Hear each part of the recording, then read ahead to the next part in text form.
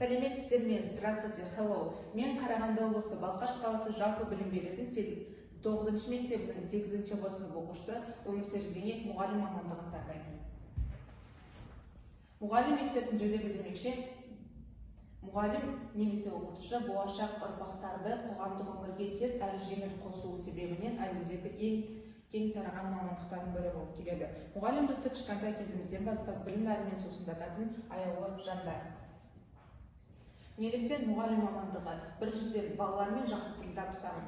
Ол әлемдегі ең қажет мамандықтардың бірі, жақсы табыс көзі, қиындығы мен қызығы мол. Кішкентай кезімнен бастап келе жатқан арманым отбасылық мамандық сабақтастығы. Яғни мен өзімнің туған туыстарым отбасының айтқан қызықты әңгімелеріне қызығып, мұғалім болғанда армандаймын. Мына суретте көрсетілгендей, мен мектептің белсенді оқушыларының бірі болып келемін. Келесі мамандықтың шығу тарихына келетін болсақ, оқыту мен мұғалімдер адамзатқа ерте заманнан таныс болғанымен, тек жаңа заманда ғана мұғалімдік кең тараған мамандық бола бастады. Яғни, бұрынғы заманда білім беруге арнайы адам жалдауға адамдардың тек аз бөлігінің қолы жетті.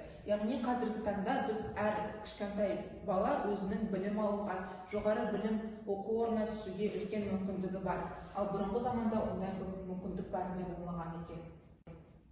Келесі ұстаз деген ұғым бар. Ұстаз жас ұрпақты, жалпы адамды ізгілікке баулып, жақсылыққа тәрбиелейтін, білім беретін оқытушы.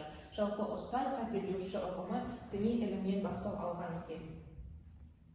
Келесі мұғалім мамандығының атақты адамдарына келетін болсақ, Әбу Насыр әл-Фараби, әлемге әйгілі ойшыл, әлеуметтанушы, математик, физик, астроном, ботаник, лингвист. Яғни ол кісі әлемнің екінші ұстазы атанған.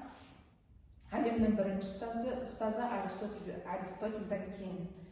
Келесі Ыбырай Алтынсарин, қазақ ағартусының көрнекті өкілі, педагог, мектептегі білім беру саласының белгілі қайраткері. Ыбырай Алтынсарин және де Ахмет Байтұрсынов ұлттың ұстазы атанған адамдар. Келесі қазіргі таңдағы мұғалім Асқар Жұмаділдаев, белгілі қазақстандық ғалым және қоғам қайраткері, физика-математика ғылымдарының докторы. Яғни мен білім осы байқау талаптарына сай презентациямды 3 тілде қойғанмын. Орыс тіліне көшсек, качество учителя, важное профессиональное качество педагога, трудолюбие, работоспособность, дисциплинированность, ответственность, умение поставить цель, избрать пути ее достижения, организованность, настойчивость и так далее. Учитель должен быть разносторонним, и я думаю, многие эти качества есть во мне. Следующее. Профессии. Начнем с плюсов.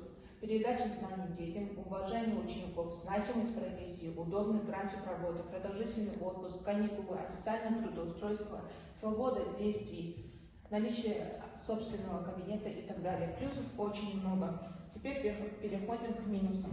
Дополнительные обязанности, большая ответственность, стрессовые ситуации, домашняя работа, часто проверки и так далее. В стрессовых ситуациях дополнительные обязанности, это все меня не пугает, поэтому я думаю, что я стану очень хорошей учительницей. Интересный факт.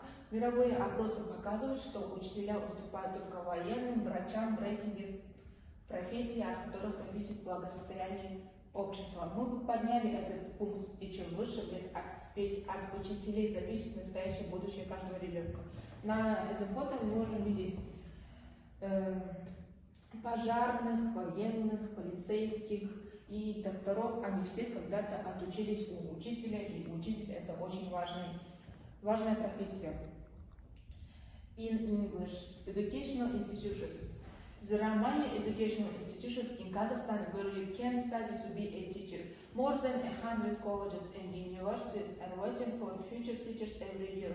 You can also study as a teacher abroad, but I believe that there are many good educational institutions in my native country, in Kazakhstan.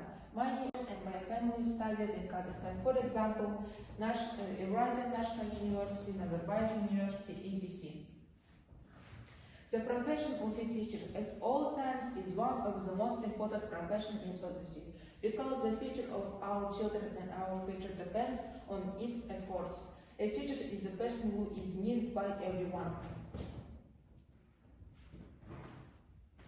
And So the teaching profession will always be relevant and important. Today we learned a lot of interesting things about the teaching profession. I want to become a teacher. This is my dream. Назарова Рахмет, thank you for your attention. Спасибо за внимание.